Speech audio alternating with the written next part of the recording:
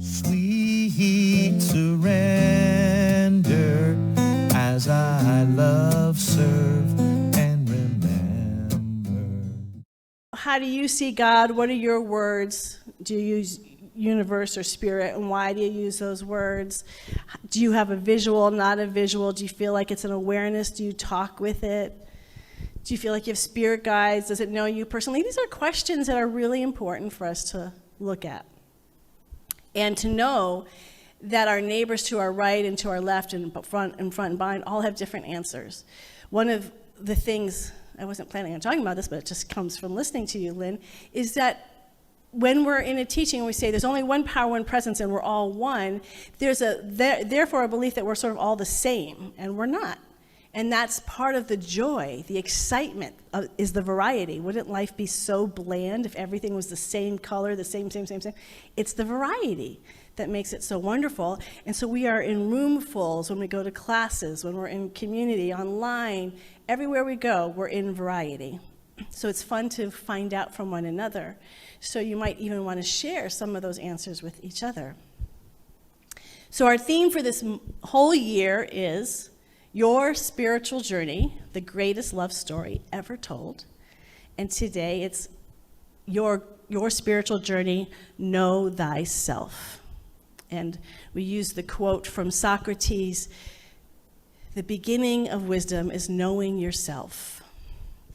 There's also be to thy own self be true, but you can't be true to yourself if you don't know who yourself is. So one of the traditions in Centers for Spiritual Living is to spend the first 4 weeks of January going over the first 4 chapters of the Science of Mind textbook as a sort of going back to the beginning. But what we know is our beginning, most of us, I think, as I'm looking around, I don't know, maybe I don't know if anyone was raised in Science of Mind, but most of us chose Science of Mind. We weren't raised in Science of Mind. So, were you raised in Science of Mind? So we have somebody who's raised in Science, woohoo, you get a prize for that. He is the prize. There you go, Mark. CSL is a beginning, but our beginning goes back to from when we were born. Our spiritual journey began immediately. And so to know ourselves is to become really conscious of our spiritual training ground as kids, because we know as children, we are sponges, and we are picking up not only what our family taught. If you went to a spiritual community or a religious community of some kind, you're picking up the energy there. You're picking up the energy in your classroom. I mean, we spent so much time in school. The energy and the belief systems there are permeating us, our friend groups. All of that is impacting us, especially as children, because we are just open sponges. So it's really important as we're looking at it, because what happens is it colors everything after that. So it's really important to connect with that and understand, to know ourselves from that point of view. Not just, oh, I went to this church when I was a kid, but what did I learn what did I take away from it? What were the experiences, both positive and negative, that I took from that experience? One of our teachings, and again, I'm really open to everyone having their own perspective, but one of our teachings is that what animates us is this divine essence. So if we took that divine essence out of us, we would die immediately. It's that divine essence that is animating our body, that is breathing us, thinking us, feeling us, experiencing us in the physical realm. All of that comes from this divine essence. So that is our source and has always been our source. So we just came out of winter solstice, Christmas, where there's the birthing of the Christ, but you could say the birthing of the Buddha, birthing of the Atman, which is Hinduism, or just birthing of the divine, that when we were birthed, that divine is in us. And so therefore, again, this is a belief, not saying it's absolute true, but something you can play with. Therefore, your life growing up is your specific curriculum that the divine has created for you in some way. And that can be very painful. Say, why would the divine want me to have those terrible experiences? Or why did I have good experiences and other people had terrible? I mean, there's all sorts of things that come up with that idea. That's why I'm not saying it's true. It's just something to explore. Like, even if it wasn't meant, like divine didn't create it, you were in these circumstances. You could say karma created it, your DNA created it. There's all sorts of, like, who was I before I was even born? You know, there's a lot of questions we can go to. But what developed? What was that spirit in me, this divine presence in me? Was it developed when I was a little kid? Did it object to things that it was hearing? And how did I know? I've heard so many people say, I was in church and I just knew they were wrong. You know, I don't know where, you know, they didn't learn it intellectually, but there's that deep essence, like, nope, other people aren't going to hell. I just knew it, you know? Where did that come from and who was that? And that same thing that knew that is the same being, presence that has been carrying and walking with you your entire journey. Because again, you wouldn't be having your journey if that presence was within you. I've become really conscious of this myself because often in classes, when we ask people what their spiritual tradition is, I would say every class I've been in, over half have a Catholic background. And then we have others who have, then there's usually some others who have had a traditional Christian background, but not Catholic. And then once in a while we have a different religion and some people who weren't raised with anything. And I find it interesting because it does impact how we get to the truth now, today. Even those who have had a Catholic background, and I feel an expert now because I've heard so many stories in 22 years, actually it's been 30 years. What I've discovered is whatever those religious backgrounds are, even if it's the same, so people, I came from Catholic, there's immediate in a class, there's this resonance, oh yeah, I was Catholic too. But what is left over from that experience is different for everybody. So even if you had the same religious background, what you take away from it will be different from other people. There are some people who have very negative experiences, and I'm not just talking about Catholic, whatever it is, religious training. It was very negative, and I want to get over it. It was always fear. You don't do it right, and you're going to hell, and there's a devil. Then there's people like, well, it wasn't horrible. It developed some good things, and there's some good things, and there's some bad things. And then there's others who are like, yeah, I liked it. I just have grown past it, but I liked my background. So there's a whole spectrum. But what I've noticed is that spectrum impacts how we come to the present tense. Because I had a very often, and I know there's other people who've had experiences like me, I had a very different background. I didn't have a deep religious training. So I went to a church till 6th grade. We went every week because we had to, because my mom thought we should be exposed to Christian values.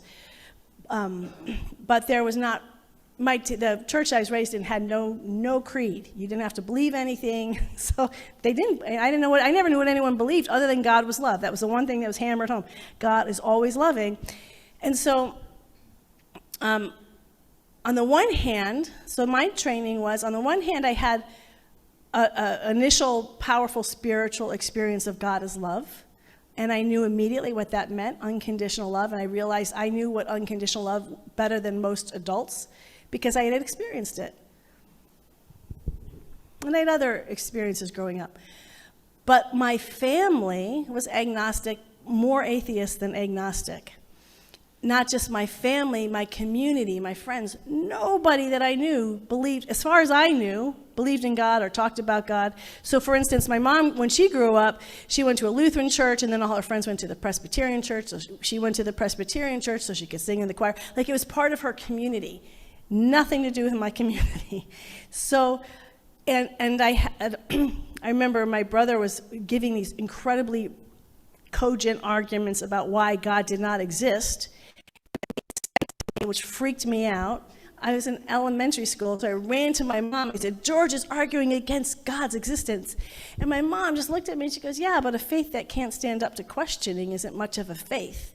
So she was no protection whatsoever. So I was forced to deal with very rational arguments about why God didn't exist all the time. I didn't know. My dad didn't tell me until I was an adult that he was an atheist. He didn't want to convert me to atheism. He didn't want to influence me. He wanted me to find my own answers. But there was no answers. There was uncertainty about everything, and there was no need. So I never grew up with any idea of Well, like my mom with Jesus, she's like, yeah, I don't know about all those miracles. The resurrection, yeah, I don't know about any of that. So it's like sort of dismissed half of what people believe. And she said, but I do think living a good life is important, which a good agnostic or atheist would say.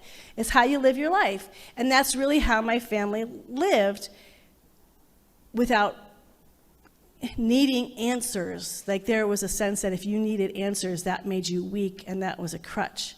So I had this strong divide in my life of, I've had those spiritual experiences. I had no one to talk with. That's the one thing I would change about my child. I had zero, so I could never grow or develop them. And I didn't really have any way to think about them because it had nothing to do with my reality. And then I had all this rational thinking and clear thinking and thinking that made sense to my mind. So it was an inner war, but I was always trying to fit into the rational because it made sense. So I was even debating my own self. I say that because by the time I heard, and this is what I'm asking you, so that was my background, you all have yours. So then when we get to our adult life and we hear there's only one power, one presence, how did you first respond to that? Because how you were raised is going to impact. Like what I've discovered is people who've had religious training that they liked aspects of it, they might not have liked the dogma or some of the rigidity of their religion, but there was this natural spiritual, of course there's a spiritual essence, like they didn't doubt it. I was still doubting, like even though I'd had these experiences, I was still like, well, maybe they aren't real. Maybe, am I just making this stuff up? You know, I had so many, because I didn't know anybody else who believed these things. But if you were raised in a religion, you might have heard oneness and just felt a natural, like, of course this is true. So looking at your spiritual journey, know thyself, that everything that you know and believe today has everything to do with how you were raised to think. Were you raised with a sense of a devil or a hell? I had none of that, so I was never afraid of anything. I didn't feel afraid to question, because I didn't even know people believed in the devil till I was in college. That was a total shock to me. So it's freeing. I could question anything, nothing bad was going to happen, but I also had a hard time fully believing anything either. I doubted everything. How are you? How were you when you heard about oneness? And how did you immediately embrace it? Did you ask questions about it? I actually loved it. It made sense to me rationally. I started going through all the different religions and how they were each getting to oneness, but it has layers, doesn't it? And what oneness means.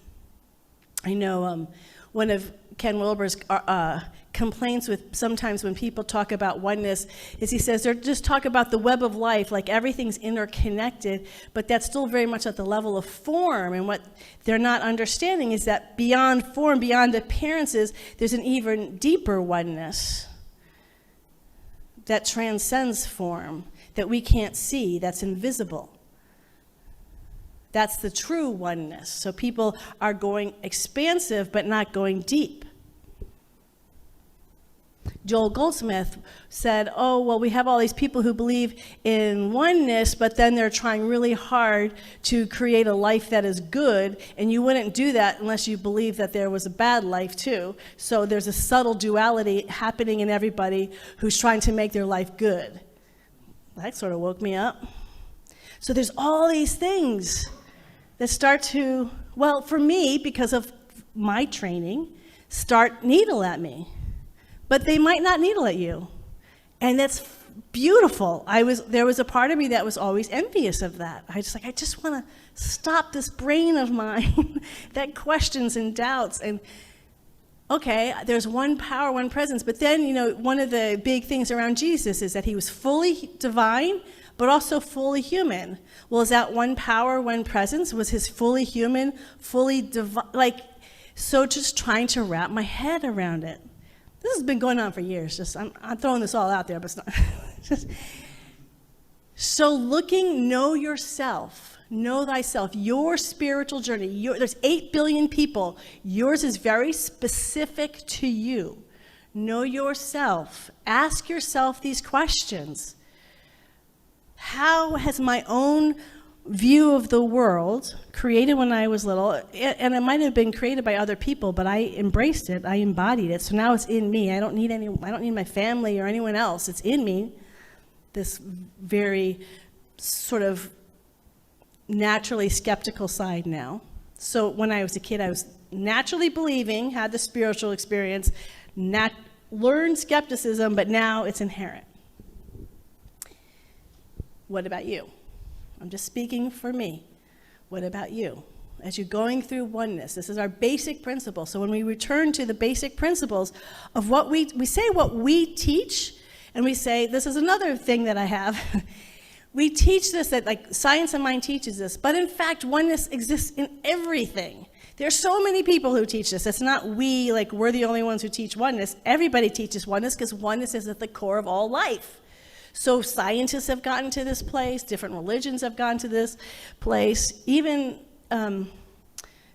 people just on their own, spiritual progressives of all kinds.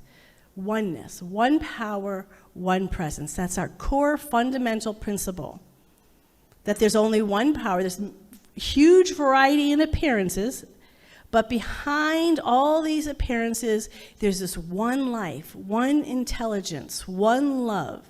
And it sources it all. It sources this, not only this earth, but this cosmos of the galaxies upon galaxies. It sources everything that can be seen, taste, touch, heard, or smell. It sources all phenomena world, even the energy world. It sources that. It's even beyond the energy world. And there's only one. That's our basic principle. And I'd like to say that's the basic principle that I hold to and I stand in. But I always get nervous saying that's the truth. Because that's still a concept, and the moment you have a concept, then it's not the truth, and whatever. Yeah. In Zen, they say not one, but not two. To hold that fluidity of oneness. And that's the source of our life. Feel that. How do you hold that in your heart? How do we hold that in our mind? And how do we hold that in our body? All those questions I was asking about oneness is because I've been living with the concept, as all of you have, I know, for years. And the more we are with it, the more we start to learn about what does this oneness actually mean, and do I actually know that there's oneness? So when I first heard about oneness, it immediately, like so many of you, did resonate with another part of me, the part of me that had the spiritual experience, that felt it and knew it far beyond this world. Oh, yes, that makes total sense. And then there's the mind part. But I'm still so human. How is that oneness? And that experience was so ascended and so beyond this. Did it include this world? I think it did.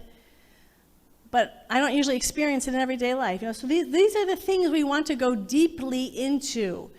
That we say one power, one presence all the time, but to just not let those, the repetition of those words keep us on the surface, but to carry us deep into our spiritual journey, because our spiritual journey is lasting for long beyond this lifetime.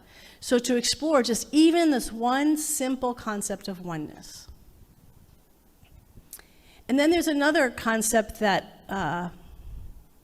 Ernest Holmes talks about in his first chapter of the textbook. By the way, one of the things he puts, and I just wanted to say, it all came together, okay.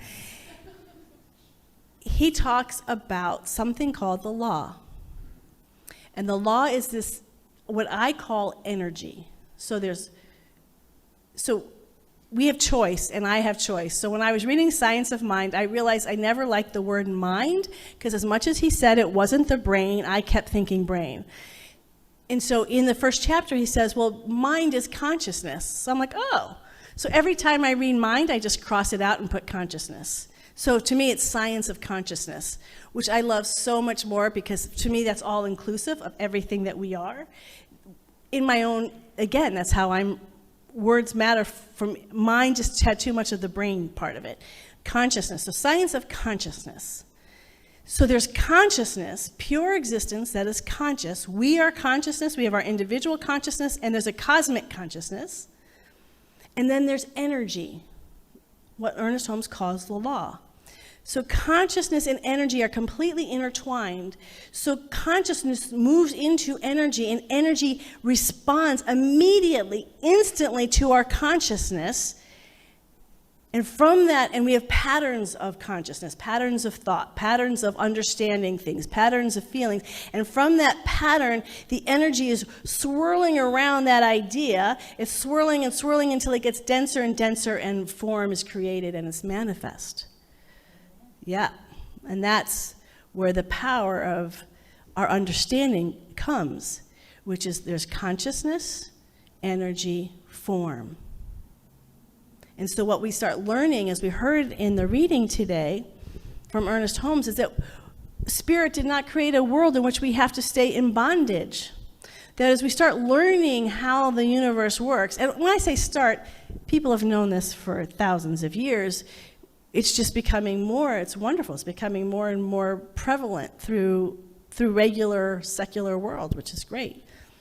I was listening, well, never mind. So we get to choose how we want to be in the world and how we want to experience. So what is, I'm sure this is familiar, you all heard law of attraction and things like this. How do you respond to that?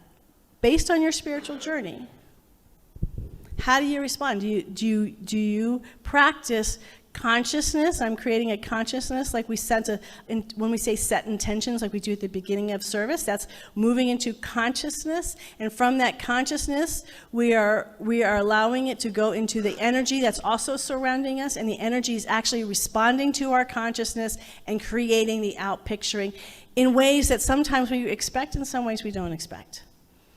And so as I was looking up Know Thyself online, I was looking at all these different there's a whole podcast, Know Thyself. There was different TED Talks. And it was really the same story over and over and over. So I don't have any one story because they kept saying the same thing, which is people realize, oh my gosh, I'm just living out the life that was given to me, and I want to make a different choice for how I live my life.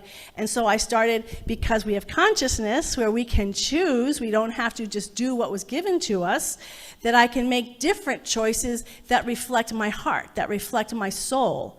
And that from that place of consciousness and energy that creates from our consciousness, I can actually outpicture a life that is an alignment with who I am and not with who my parent, not that the parents were wrong, but that was their consciousness. I want to be, I had a friend who used to say, I don't want there to be one mind, I want my own mind. We all have our own consciousness, and we get to claim it. We get to claim it for ourselves. And the reason why it's good to know our spiritual journey, because sometimes what we want to claim is in rebellion to what we learned as a kid. Well, I don't want that.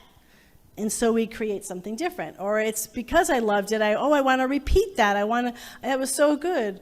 But we can't deny, because again, when we were kids, we were intaking and sponges, taking in so much about how we see ourselves that impacts the choices we're making now. So even if you say, I want to make different choices, but if there's also a belief, I don't have power, or I don't deserve, or I'm not good enough, we can start trying to, I'm creating a great, whatever, new job or something, physical health, there's a million. I hate picking them out because I feel like we all have them. Whatever it is for you, I want that, but I can't really have it. I'm trying to change my consciousness and have the energy, but it's not really happening, because even deeper than that is this sense of I'm sinful, I'm a bad person. Not that you think that anymore, that's not true, but there's this deep fear. And this is why we have to do the deep work. And so you're going to see a lot of that this year. As I was going through, the CSL has created themes and topics, and there's a lot about authenticity and vulnerability, and it's because there has been a learning that we can change our mind, but if our heart and our body haven't changed and shifted, it's very hard to do this shifting of energy. But people do it all the time, which is what all these TED Talks and podcasts I was listening to are people who had changed their life, decided that they were worth it, realized that they weren't getting what they wanted, decided they were worth it, and they changed their life. So again, know yourself. When you get to this idea of I can start choosing my life, and I know I'm saying start, I know you've all been doing this for quite some time, but even today, okay, I can choose my life. What am I choosing? How am I putting this consciousness energy form into practice in my life today, in this moment? How am I consciously participating in the cosmic consciousness in my own life? So again, I'm going to just use myself as an example, but again, it has no meaning. This is about you. But for me, what was hard when I came to Science of Mind is I heard these teachings, but a lot of what it was focused at the time, it has evolved, but at the time it was a lot about how to have better health, how to have better money, better this, that, or the other thing. And I am blessed in that I had a pretty good life growing up, so I didn't have a lot of needs. So I kept thinking, well, maybe this teaching isn't for me because I don't have this hunger to manifest a different life. Like that wasn't what my hunger and thirst was. So I thought, well, this teaching is irrelevant because it kept asking me to demonstrate. And demonstrate, what we mean by demonstrate is demonstrate that this works. This isn't about you having to believe what anyone else believes. It's just practice to test it. That's the science part of it, is test it for yourself. If I have consciousness and I create a new idea, a new pattern, and I really feel it, see it, know it, create the vibration in my body, the energy around me is actually responding to this deep knowing, and because the energy, the form shows up in my life. So when we say a demonstration, that's what we mean, that the form, we've had a thought, moved it into energy, and it's come out in form. So we call it manifestation, demonstration. We can see that this principle works. We don't have to believe anybody, we just see it works. So what happens somewhere along the way is, not all the time, but sometimes people say, well, it works most of the time, it keeps working until it doesn't work. That's happened to people. Or what happened to me is it works, but I didn't feel any happier.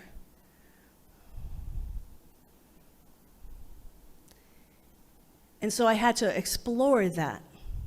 And so this is our spiritual journey. This is my spiritual journey based on my past. What's your spiritual journey? I think most of you here know about the law of manifestation. This isn't the first time you've heard this. Is that your final point on your spiritual journey? Have you, I know this is true and this is how I live my life, and that is absolutely fabulous and wonderful. And is there another part of growth? For me, there was another part of growth. And what the growth was for me was I had these spiritual experiences, but they were not integrated into my life. I didn't know what I wanted was that. I didn't want things out there. I wanted things in the spiritual realm. And I wasn't finding a lot of teaching along that line.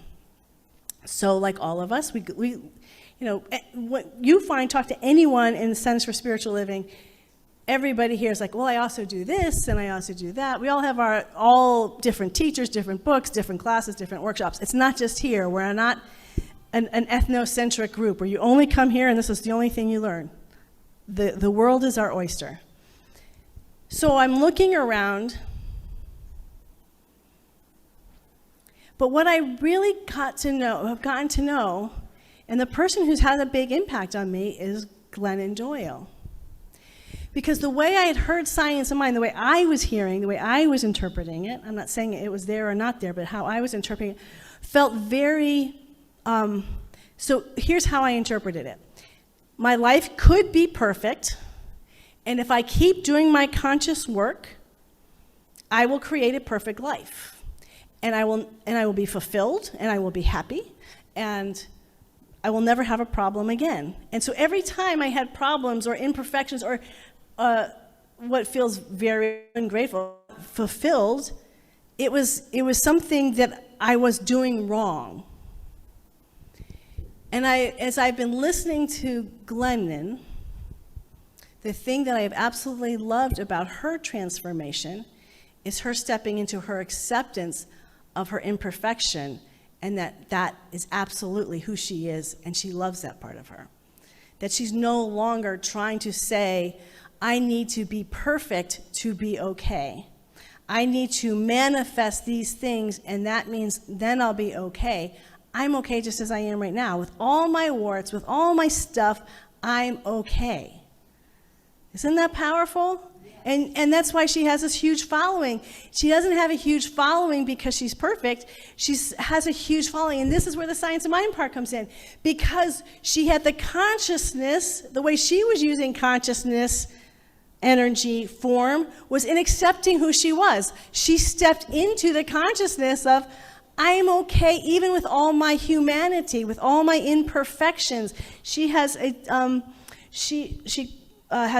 what she calls a mental illness. She spent some time in a hospital as a teenager. She's on medication for anxiety and depression. She said they're funny to have together. And I was just listening to this podcast recently where she was saying that for a long time she kept thinking she would fix herself. Everything was about fixing herself. And finally she just said, no, I'm just going to be on this for the rest of my life. And it's great. Just like someone who doesn't have a leg has a prosthetic leg. She said, there's something chemical in my brain, and it actually makes me become more myself. My favorite thing that she said was, I guess, Lexipro, I think is what I think I heard it right. That was her medication. So she said her favorite spiritual song is, what's that song? It's me. Jesus loves me, yes I know, because I have Lexipro. And it's she's all out there. She's fully herself, because I remember when I heard a minister say this, and it found it very difficult, because it was, the truth of it got to me. She says, we teach people how to treat us. We teach people how to treat us. And how do we do that? Because if I don't accept myself, if I'm constantly abandoning myself to try to please other people, to try to fit into this box, everyone else is going to be abandoning me too, because they're just reflecting what I'm doing to myself. If I am invisible to myself, then I will be invisible to other people. If I am berating and judging myself, other people are going to be berating and judging me, because they're just out picturing of what's going on in my consciousness. If I am radically accepting of all that I am, just as I am right now in this moment, which is what we teach, we are all the life of God now, with all our stuff and with our beauty. It's both and. We stand all of it, and I accept that consciousness, energy, form. Then we start seeing a world that accepts us. And she tells stories of people who reject her as well. She's gone through a lot of changing different groups, and she was in a traditional Christian church, and then she got married to a woman, Abby Wambach, and the traditional church rejected her. And people were torn because they wanted to love her, but they couldn't because she wasn't doing the right thing. But she still stood in herself. Her obstacles actually helped her get stronger in herself. And what I've found is that, so for me, going back to my journey, accepting myself is I will always be this person that questions or doubts or has skepticism. And that doesn't always feel good, because people come to me and share something to me. I'm like, I don't know if that's true. And I feel like I should be like, oh, that's great. It's spiritual. It must be great. I just don't have that in me. I have this natural, well, let's look at what does this mean? And I'll start thinking about it. And that's just going to be the way I am for the rest of my life. I'm never going to get so devoted to God, so consumed with the one power and the one presence, so mystical, so saint-like, that I'm not like, maybe that's not true. That's just part of who I am. Who are you? Know yourself. You can't stand in the power of yourself if you don't know yourself. And that's the going back to the childhood things is because sometimes the part we know about ourselves is the part that we can see. It's the surface part. It's this part that's showing up. Oh, I've done all my classes. I know the spiritual principles. But there's all this other stuff that's pushed down or you're not even aware of. As I remember one person who was going through classes said, you just don't know what you don't know. It's a fairly obvious statement, but it's true. We don't know what we don't know. And I was just reading Yogananda this morning, and one of the things he said is, your memory, your understanding of who you are gets better as you spend some time reflecting on it. So a lot of people say, well, I don't remember that. Well, it's probably, how much time have you really spent reflecting on it? And it's not just to reflect on it to live in the past. That's not what it's about. It's to reflect about the past so you can know more of how Spirit is showing up as you in the present. Know yourself. This is our spiritual journey all year long. And we're beginning with our basic principle of consciousness. We are never outside of consciousness. Consciousness is who we are. Consciousness is who you are right now, and you will never be that. And never be anything other than that. And it's the most powerful part of who we are. Consciousness is the most powerful part of who we are. And included in that consciousness is also our humanity. So it's consciousness, the divine perfection, the beauty, the harmony, the glory of the living Spirit, and fear, doubt, worry, whatever, however that looks for you. It's all of it.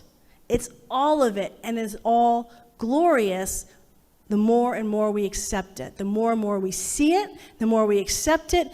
The energy surrounding us, swirling around us, is responding to our deepening understanding of who we are, deepening love for who we are, deepening acceptance of who we are, deepening sense of I will not abandon myself, I will not be invisible to myself, I will stand in my knowing of who I am, who you are, and from that place, the form will reflect back that incredible self-love, self-acceptance. Your spiritual journey, know thyself. Let's pray.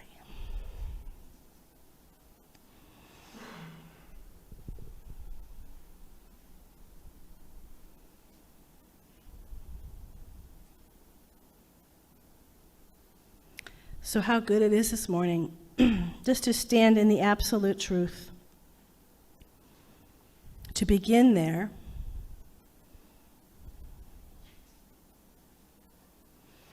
that as we breathe, we recognize there is something breathing us. It is not our heart that is breathing us, our physical heart. There's something that we can't see that is breathing us right now. And what's miraculous is this thing that's breathing us right now in this moment.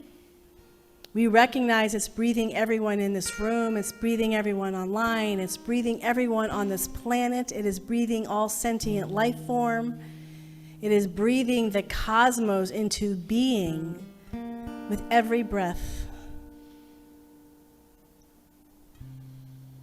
So we just allow ourselves to feel that, to know that.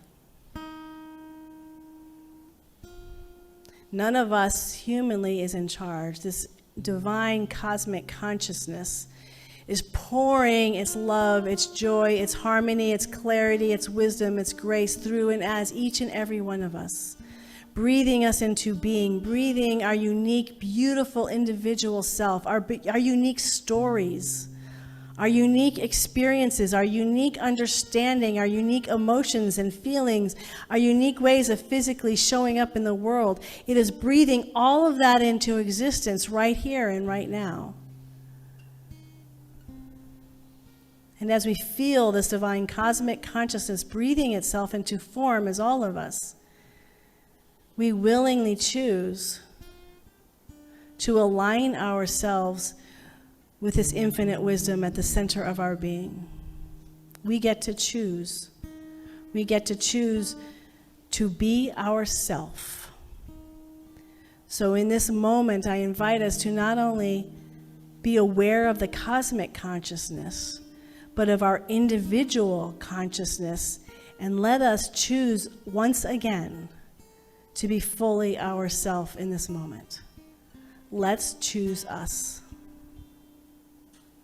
just as we are in this moment. We choose us.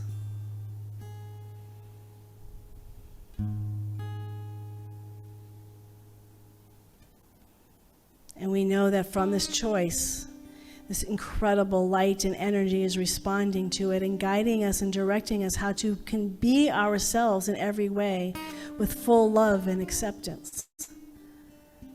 We allow this guidance to guide us in areas that we want to play with, to expand in, to create, to play in, to heal. This presence and this power right here and right now is the source of everything good in our life. And it is healing those places in ourselves that are outside of our acceptance, outside of our ability to say yes. This consciousness has already said yes to all of us. For this is what unconditional means. It is unconditional. Who we are, the acceptance of who we are right now. Know ourselves. We are unconditionally loved. We are unconditionally seen with a heart full of beauty, of grace and joy, just as we are. Breathe it in, and let's celebrate it. Let's celebrate who we are this very moment. Thank you, thank you, thank you, God. We are so beautiful.